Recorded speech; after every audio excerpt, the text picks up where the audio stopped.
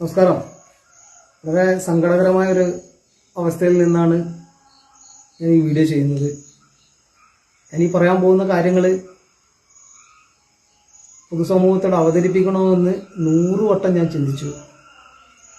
പക്ഷേ ഒരു നാടിനെ കുരുതികളാക്കിയ 100 കണക്കിന് ആളുകളുടെ ജീവനെടുത്ത ആളുകൾ തന്നെ കണ്ണീരൊലിപ്പിച്ചുകൊണ്ട് ചാനലുകൾക്ക് മുമ്പിൽ പോയിട്ട് അവരുടെ നിരപരാധിത്വം ഇങ്ങനെ തെളിയിക്കുമ്പോൾ, അതിന് ചിലരൊക്കെ കൂട്ടു നിൽക്കുമ്പോൾ ഇത് പറയാതിരിക്കാൻ വയ്യ. നമ്മൾ മനസ്സിലാക്കണം, ചൂരൽമല അട്ടമല പ്രദേശത്ത് മുണ്ടക്കൈ പുത്തുമല വെള്ളരിമല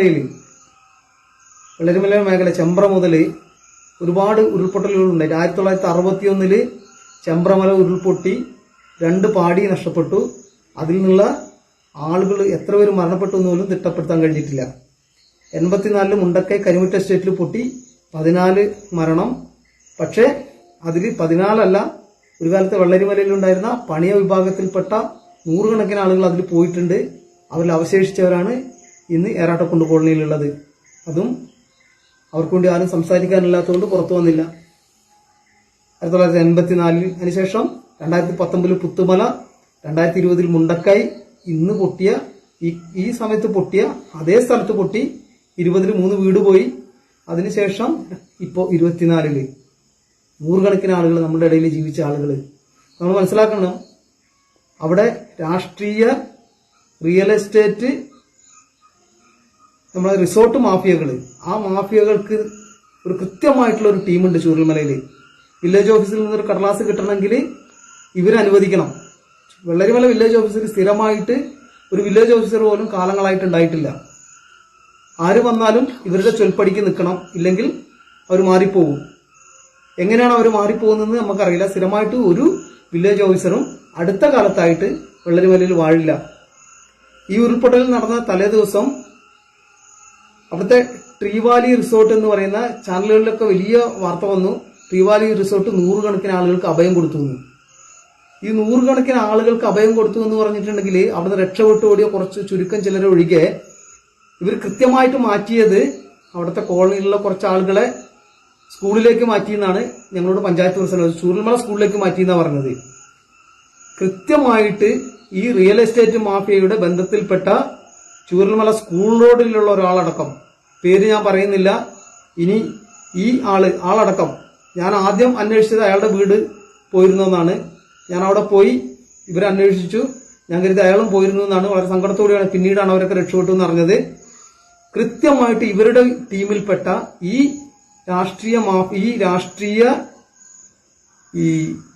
റിയൽ എസ്റ്റേറ്റ് മാഫിയയിൽപ്പെട്ട ആളുകൾ, ആ റിയൽ എസ്റ്റേറ്റ് മാഫിയ എന്ന് പറഞ്ഞിട്ടുണ്ടെങ്കിൽ ചെറുതൊന്നുമല്ല. നിങ്ങൾ വിചാരിക്കും ചൂരൽമല പോലെ ചെറിയൊരു പ്രദേശത്ത് എന്ത് റിയൽ എസ്റ്റേറ്റ് മാഫിയാന്ന്. മൂന്നാർ പോലെ വളർന്നു വരുന്ന ഒരു പ്രദേശമായിരുന്നു ചൂരൽമല. ടൂറിസം കൊണ്ട് വലിയ രീതിയിൽ ഒരുപാട് സംരംഭകർ ടൂറിസം മേഖലയിൽ വരുന്നു. അങ്ങനെ വലിയ രീതിയിൽ ഭൂമി പലരും വാങ്ങിക്കൂട്ടുന്നു. അങ്ങനെയുള്ള ഇതായിരുന്നു ടൂറിസം റിസോർട്ട് മാഫിയ. ട്രീവാലി റിസോർട്ടിൽ ഞാൻ ഇതിന് കമന്റായിട്ടൊരു ഫോട്ടോ ഇടുന്നുണ്ട്. കൃത്യമായിട്ട് അവിടുത്തെ ഒരു മെമ്പറിന്റെ, ഇവിടെ വന്ന് ചാനലിൽ വന്ന് കരഞ്ഞു വിളിച്ച മെമ്പറിന്റെ വണ്ടി നിങ്ങൾക്ക് അവിടെ കാണാം. ഇവരൊക്കെ സുരക്ഷിതരായി, ഇവരും ഇവരുടെ ബന്ധുക്കളും ഇവരുടെ വേണ്ടപ്പെട്ടവരും ഇവരുടെ രാഷ്ട്രീയക്കാരും അതിൽപ്പെട്ട പ്രമുഖരെ എല്ലാം കൃത്യമായിട്ട് അവർ സംരക്ഷിച്ചു. പാവപ്പെട്ട ചൂരൽമലയിലെ ആളുകൾ ഇതൊന്നും അറിയാതെ ഉറങ്ങി. ഇവർക്കറിയില്ലായിരുന്നോ വെള്ളരിമലയിൽ ഉരുൾപൊട്ട സാധ്യതകളാണെന്ന്, പലതവണ പൊട്ടിയിട്ടുണ്ടെന്ന്? എന്തുകൊണ്ടാണ് അവിടുത്തെ വിജയനെ പോലുള്ള ആളുകൾ, സന്ദീപിനെ പോലുള്ള ആളുകൾ ഇവരോട് വിളിച്ചു പറഞ്ഞിട്ടും ഇത് ഞാൻ പറയുന്നത് തെറ്റാണെങ്കിൽ നിങ്ങൾക്ക് ഈ പറയുന്ന ടീമിന് എനിക്കെതിരെ മാനനഷ്ട കേസ് കൊടുക്കാം, ഞാൻ തെളിവ് സമർപ്പിക്കാൻ തയ്യാറാണ്. ഈ പല ആളുകളോടും സംസാരിക്കുന്ന വോയിസ് റെക്കോർഡുകൾ ഇത് അപകടമല്ലേ, ഒഴിപ്പിക്കണ്ടേ എന്നുള്ള രീതിയിൽ 24 ന്യൂസിൽ തലേ ദിവസം തന്നെ വിജയം കൊടുത്ത വോയിസ്, ഇല്ലെങ്കിൽ ബൈറ്റ്, ഒരു പെൺകുട്ടി, അവിടെയുള്ള ഒരു വ്ളോഗർ, ആ കുട്ടി പറയുന്ന കാര്യങ്ങൾ എല്ലാവരും അപകടമാണെന്ന് പറഞ്ഞിട്ടും വേണ്ടപ്പെട്ടവരെ മാത്രമാണ് മാറ്റിയത്.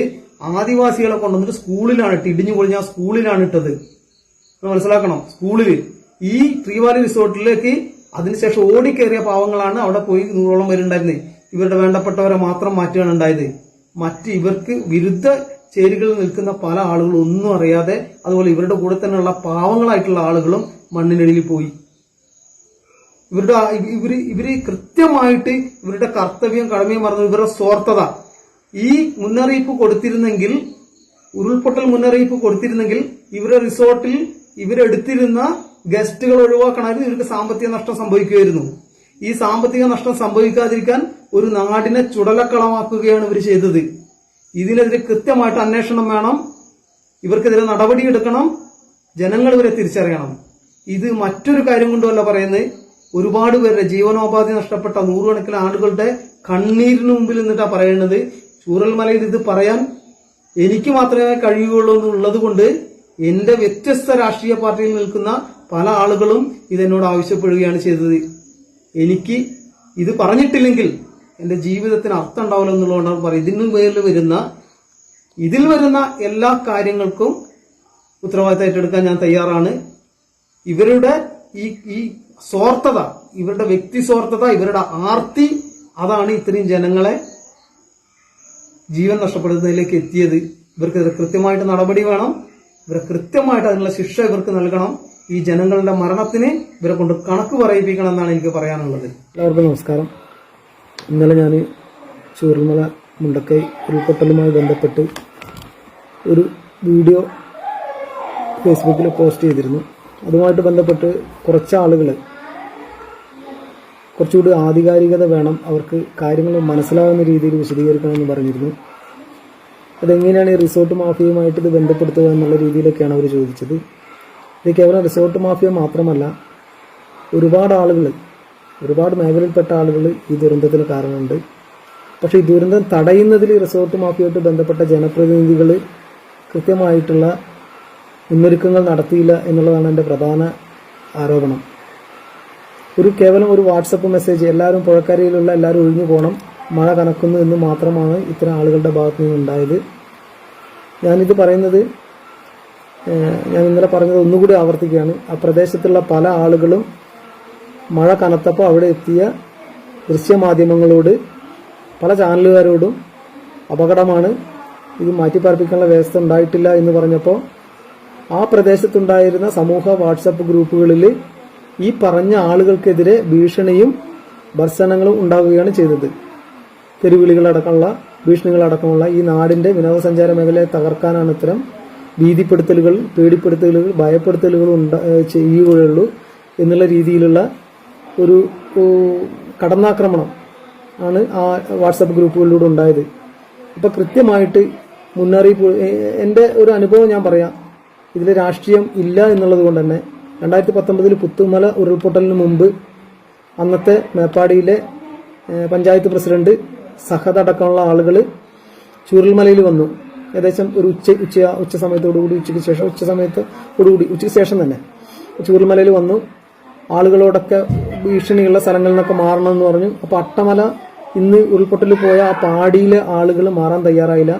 അപ്പോൾ സഹദ് എന്നോട് പറഞ്ഞു, ഷാജേട്ടാ നിങ്ങളുടെ നാടല്ല അട്ടമല, അപ്പോൾ നിങ്ങൾ ഒന്ന് അവരോടൊന്ന് പറയണം. അങ്ങനെ ഞാൻ കൂടി അവരോട് പോയി സംസാരിച്ച് അവർ മാറാമെന്നുള്ള ആ സമയത്താണ് പുത്തുമല ഉരുൾപൊട്ടലുണ്ടായത്. ഞങ്ങളെല്ലാവരും കൂടി അങ്ങോട്ട് ഓടുന്നത്. അപ്പോൾ അന്നത്തെ ഭരണസമിതി എത്ര രാഷ്ട്രീയ വ്യത്യാസങ്ങളുണ്ടെങ്കിലും അവരെ ഞാൻ ഇക്കാര്യത്തിൽ അവിടെ പുത്തുമല ആ സമയത്ത് മരണങ്ങൾ കുറയ്ക്കുന്നതിൽ വലിയ പങ്കുവച്ചിട്ടുണ്ട്. അന്നത്തെ മെമ്പറായിട്ടുള്ള ചന്ദ്രേട്ടൻ, അദ്ദേഹം നിങ്ങൾക്കറിയാം, അദ്ദേഹം എൻ്റെ വിരുദ്ധ രാഷ്ട്രീയത്തിൽ നിൽക്കുന്ന CPM-ന്റെ ഒരു മെമ്പറായിരുന്നു. ആ പ്രദേശത്തെ പഞ്ചായത്ത് മെമ്പറായിരുന്നു. അദ്ദേഹം വീടുകൾ തോറും കയറി കരയുന്നത് പോലെ ആളുകളോട് അഭ്യർത്ഥിച്ച്, അപേക്ഷിച്ച്, ഭീഷണിപ്പെടുത്തി അങ്ങനെ ആളുകൾ അവിടെ നിന്ന് ഒഴിപ്പിച്ചതാണ്. അല്ലെങ്കിൽ നൂറുകണക്കിന് മരണം പുത്തുമലയിൽ സംഭവിക്കുകയായിരുന്നു. ഇത്തരത്തിലുള്ള ഒരു ആളുകളുടെ ഒരു പ്രതിബദ്ധത, ഒരു സ്നേഹം, ഒരു കരുതൽ, ഒരു ഭയം, എന്റെ ജനങ്ങൾ, എന്റെ നാട്ടുകാർ അപകടത്തിലാണെന്നുള്ള ഒരു ഭയം ഈ ജനപ്രതിനിധികൾക്ക് ഉണ്ടായില്ല എന്നുള്ളതാണ് ഞാൻ ഉദ്ദേശിച്ചത്. മാത്രമല്ല, ചില കാര്യങ്ങൾ പലരും പറഞ്ഞ് നിയമപരമായിട്ട് പോകണമെന്ന്, അതിനെക്കുറിച്ച് ഞാൻ ആലോചിച്ചുകൊണ്ടിരിക്കുകയാണ്. കുറെ തെളിവുകൾ ഞാൻ സ്വീകരിച്ചിട്ടുണ്ട്. എന്തായാലും എൻ്റെ പോസ്റ്റിന് കീഴിൽ ഒരാൾ സ്വമേധയാ ഹൈക്കോടതി എടുത്ത കേസിൽ കക്ഷി ചേരണം എന്ന് പറഞ്ഞു. അതും ഞാൻ എൻ്റെ വക്കീലുമായിട്ട് ആലോചിച്ച് കാര്യങ്ങൾ ചെയ്യുന്നതാണ്. അത് എങ്ങനെയാണ് കക്ഷി ചേരുന്നത്, എങ്ങനെയാണെന്ന് എനിക്ക് നിയമവശാലിനെ കുറിച്ച് അറിയില്ല. അതെന്തായാലും ഞാൻ പരിഗണിക്കുന്നതാണ്. അപ്പോൾ ഇത് ഞാൻ ഇങ്ങനെയാണ് പറയുന്നത്, ഇവർ വലിയ കൃത്യവിലോപം നടത്തി. ആ കൃത്യവിലോപം നടത്തിയത് ബോധപൂർവമാണെന്ന ആരോപണമാണ് ഞാൻ ഉന്നയിക്കുന്നത്. ആ ബോധപൂർവം ആകുന്നത് എങ്ങനെയാണ്? ഇവരുടെയൊക്കെ അധീനതയിലുള്ള റിസോർട്ടുകളിലേക്ക് ടൂറിസ്റ്റുകൾ വരുന്നത് ഈ ഭയപ്പാടുണ്ടാക്കിയാൽ കുറയും എന്നുള്ള അവരുടെ ആശങ്ക മൂലമാണ് ഈ മുന്നറിയിപ്പ് ഇത്ര വലിയ രീതിയിൽ മുന്നറിയിപ്പ് കൊടുക്കാതിരുന്നത്. നമുക്കറിയാം സാധാരണ ഇത്രയും അപകട ഭീഷണി നിലനിൽക്കുന്ന സ്ഥലങ്ങളിൽ എല്ലാവർക്കും അറിയാം പൊട്ടുന്നു. പക്ഷേ ചൂരൽമല സ്കൂൾ റോഡ് ഞാൻ പറയുന്നില്ല, കാരണം പുഴക്കരയിൽ ഞങ്ങൾ പ്രതീക്ഷിച്ചുള്ളൂ. ഗതിമാറിയ റോഡിലൂടെ ഒഴുകിയ പുഴ, അവിടെ നിന്ന് ഒരിക്കലും അപകടം ഉണ്ടാകുമെന്ന് വിചാരിച്ചില്ല. പക്ഷെ മുണ്ടക്കയിലെ ആളുകളെ കൃത്യമായിട്ട് മാറ്റി പാർപ്പിക്കായിരുന്നു. ചൂരൽമലയിൽ ഒരു പരിധി വരെ നമുക്ക് തടയാൻ കഴിയില്ലായിരുന്നു. കാരണം ആ ചൂരൽമല പ്രദേശത്ത് അങ്ങനെ ഒരു ഉരുൾപൊട്ടൽ ഭീഷണി ആരും കരുതിയിരുന്നില്ല, അത്രയും വലുതായിട്ടുണ്ടാവുമെന്ന് നമ്മൾ കരുതിയിരുന്നില്ല. ചെറുതായി പൊട്ടും, പുഴക്കരയിലുള്ള ഒരു ബുദ്ധിമുട്ട് എന്നുള്ള രീതിയിൽ മാത്രമേ കരുതി. പക്ഷെ മുണ്ടക്കയിൽ അപകടമാണെന്ന് എല്ലാവർക്കും അറിയായിരുന്നു. മുണ്ടക്കയിലുള്ള ആളുകളെങ്കിലും മാറ്റി പാർപ്പിക്കാമായിരുന്നു. ആ പ്രദേശത്ത് ഒരു ജാഗ്രതാ സമിതി, ഇത്ര ഉരുൾപൊട്ടൽ ഭീഷണിയുള്ള ആ പ്രദേശത്ത് ഒരു ജാഗ്രതാ സമിതി രൂപീകരിക്കാൻ പഞ്ചായത്ത് തയ്യാറായിട്ടില്ല.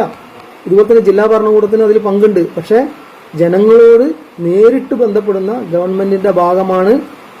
നമുക്കറിയാം ഫെഡറൽ സിസ്റ്റത്തിൽ നമ്മുടെ തദ്ദേശ ഭരണവകുപ്പും പഞ്ചായത്ത്, ഗ്രാമപഞ്ചായത്ത് ഭരണസമിതിയും അതിനെ നമ്മളെ നേരിട്ട് പ്രതിനിധീകരിക്കുന്ന പഞ്ചായത്ത് മെമ്പർമാരും, അവർക്ക് ജനങ്ങളുടെ കാര്യത്തിൽ യാതൊരു പ്രതിബദ്ധതയും ഉണ്ടായിട്ടില്ല എന്നുള്ളതാണ് ഞാൻ പറയുന്നത്. ഞാൻ ഈ കാര്യങ്ങൾ തുറന്നു പറയുമ്പോൾ എന്നെ തെറി വിളിച്ചിട്ടോ എന്നെ തെരുവിൽ കൈകാര്യം ചെയ്യുമെന്ന് പറഞ്ഞിട്ടോ അതിൽ നിന്ന് ഞാൻ പിന്മാറില്ല. കാരണം ഇതൊക്കെ കുറെ കണ്ട് ചെറുപ്പത്തിൽ അട്ടമലയിൽ നിന്നാണ് എൻ്റെ ജീവിതം തുടങ്ങുന്നത്. എങ്ങനെയായിരുന്നു അട്ടമല എന്ന് നമുക്കറിയാം. അട്ടമലയുടെ ആ ഭീതിപ്പെടുത്തുന്ന അന്തരീക്ഷത്തിൽ ജീവിതം കരുപിടിച്ച ഒരു വ്യക്തിയാണ് ഞാൻ. ഭീഷണി കൊണ്ടൊന്നും പിന്നോട്ട് പോകുന്ന ഒരു മനുഷ്യനല്ല ഞാനെന്ന് ഓർമ്മിപ്പിക്കുകയാണ്. ഈ കൃത്യവിലോപം കൃത്യമായിട്ട് ഉണ്ടായിട്ടുണ്ട്. ഇന്നലെ ഞാൻ കുറച്ച് വൈകാരികപരമായിട്ടാണ് ഞാൻ വീഡിയോ ചെയ്തത്. ഒന്നാമത് എല്ലാവർക്കും അറിയാം, ചൂരൽമലയിൽ ഓരോ മനുഷ്യനും ആ വൈകാരികതയുണ്ട്. ചൂരൽമലയിലും മുണ്ടക്കയിലും ഓരോ മനുഷ്യനും അവരുടെ പ്രിയപ്പെട്ടവർ, അവരുടെ ഇന്നലകളിലുണ്ടായ ആളുകൾ നഷ്ടപ്പെട്ടപ്പോൾ ആ വൈകാരികത എല്ലാവർക്കുമുണ്ട്. പരസ്പരം കാണുമ്പോൾ കണ്ണീരണിയാതെ കണ്ണ് നിറയാതെ ഒരു മനുഷ്യനും ഉണ്ടാകുന്നില്ല. അതിൽ ജനങ്ങൾ തിരഞ്ഞെടുത്തയച്ച ആളുകളുടെ കൃത്യവിലോപം, അതാണ് ഞാൻ ചൂണ്ടിക്കാണിച്ചത്. ഇവർ ചെയ്തിട്ടുള്ള ബാക്കിയുള്ള കാര്യങ്ങൾ ഞാൻ പറഞ്ഞത് സത്യം തന്നെയാണ്. ഒരു ഭൂമി കച്ചവടം നടക്കണമെങ്കിൽ ഞാനോ നിങ്ങളോ പോയിട്ട് അവിടെ ഒരു ഭൂമി കച്ചവടം പറയുകയാണെങ്കിൽ അവിടെ വില്ലേജ് ഓഫീസിൽ നിന്ന് അത് നിരുത്സാഹപ്പെടുത്തുകയും ഈ ആളുകൾ പോയി പറഞ്ഞാൽ അത് നടക്കുകയും ചെയ്യുന്ന ഒരു സ്ഥിതിവിശേഷം ചൂരൽമലയിൽ ഉണ്ടായിട്ടുണ്ട്. ഇതും യാഥാർത്ഥ്യമാണ്. ബാക്കിയുള്ള കാര്യങ്ങളിൽ വരും വീഡിയോകളിൽ കൃത്യമായിട്ട്, അത് മാത്രമല്ല ഞാൻ ഉദ്ദേശിക്കുന്നത് ഇത്തരം വീഡിയോകൾ ചെയ്യാതെ പലരും എൻ്റെ വീഡിയോയ്ക്ക് കീഴെ വന്ന് നിയമപരമായിട്ട് മുന്നോട്ട് പോകണം എന്ന് പറഞ്ഞതുകൊണ്ട് അത്തരത്തിലുള്ളൊരു നിയമ നടപടിയായിട്ട് മുന്നോട്ട് പോകാനാണ് ഞാൻ ഉദ്ദേശിക്കുന്നത്. എന്തായാലും ഇന്നലെ ഞാൻ വയനാട്ടിലുണ്ടായിരുന്നില്ല. എനിക്ക് മറ്റൊരു ജില്ലയിലേക്ക് പോകേണ്ടി വന്നതുകൊണ്ട് ഇന്ന് രാത്രിയാണ് തിരിച്ചെത്തിയത്. നാളെ തന്നെ എൻ്റെ നിയമജ്ഞനുമായി ബന്ധപ്പെട്ട് എനിക്ക് ബന്ധപ്പെടാവുന്ന എൻ്റെ സുഹൃത്തുക്കളായിട്ടുള്ള നിയമവിദഗ്ധരുമായി കൂടി ആലോചിച്ച് നിയമ നടപടികളുമായിട്ട് എൻ്റെ സംഘടനയുടെ അറിവോടും ആശീർവാദത്തോടും കൂടി നിയമ നടപടികളുമായിട്ട് മുന്നോട്ട് പോകും എന്നാണ് പറയാനുള്ളത്. അതുപോലെ തന്നെ ഒരു കാര്യം കൂടി ഓർമ്മിപ്പിക്കുകയാണ്. ഈ ദുരന്ത സമയത്ത് ഇതെന്തേ പറഞ്ഞു എന്ന് പലരും ഓർക്കുന്നുണ്ടാവും, ഇല്ലെങ്കിൽ മനസ്സിലെങ്കിലും കരുതുന്നുണ്ടാവും. ഈ സമയത്തല്ലാതെ ഇതെല്ലാം ആറിത്തണുത്ത് പറഞ്ഞു കഴിയുകയാണെങ്കിൽ ഇവർക്ക് വെള്ളത്തിൽ വരച്ച വര പോലെയാവും ഇത്.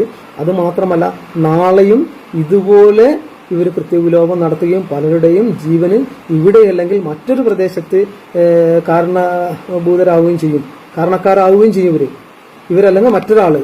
അപ്പോൾ കൃത്യമായിട്ട് ഇതിനെതിരെ സമൂഹ മനസാക്ഷി ഉണരണം. ഇനി ഒരു ആളുകളും ജനപ്രതിനിധികളായിരുന്ന് അവരുടെ കർത്തവ്യം ചെയ്യാതെ ഇരിക്കുന്ന, അവരുടെ കടമ ചെയ്യാതിരിക്കുന്ന ഒരാളും ഓരോരുത്തർക്കും ഈ ചൂരൽമല പാഠമായിരിക്കണം എന്നുള്ളതുകൊണ്ടാണ് ഈ സമയത്ത്, ഈ കനലെരിയാത്ത സമയത്ത് ഞാൻ പറയുന്നത്. അതിൽ ആർക്കെങ്കിലും വിഷമം ഉണ്ടായിട്ടുണ്ടെങ്കിൽ ഈ ആളുകളല്ലാതെ, ഈ ഞാൻ വിമർശിച്ച, ഞാൻ കുറ്റപ്പെടുത്തിയ ആളുകളല്ലാതെ എന്നെ സ്നേഹിക്കുന്ന എൻ്റെ നാട്ടിലെ ഏതെങ്കിലും പൊതുസമൂഹത്തിലെ നല്ലവരായിട്ടുള്ള നാട്ടുകാർക്ക് എന്തെങ്കിലും വേദന ഉണ്ടായിട്ടുണ്ടെങ്കിൽ ഞാൻ അവരോട് ഖേദപ്രകടനം നടത്തുകയാണ്. ഒരു നാടിൻ്റെ നന്മയ്ക്കാണെന്ന് കരുതി കൂടെ നിൽക്കണമെന്ന് അഭ്യർത്ഥിക്കുകയാണ്. ഒരുപാട് വെള്ളരിമല നമ്മൾ കരുതുന്നതിനപ്പുറമുള്ള പല കാര്യങ്ങളുമുണ്ട്. അത് വരും നാളുകളിൽ നിങ്ങൾക്ക് മനസ്സിലാവും. ആ സമയത്ത് എൻ്റെ കൂടെ നിൽക്കണമെന്ന് മാത്രമാണ് എനിക്ക് അഭ്യർത്ഥിക്കാനുള്ളത്. നമസ്കാരം.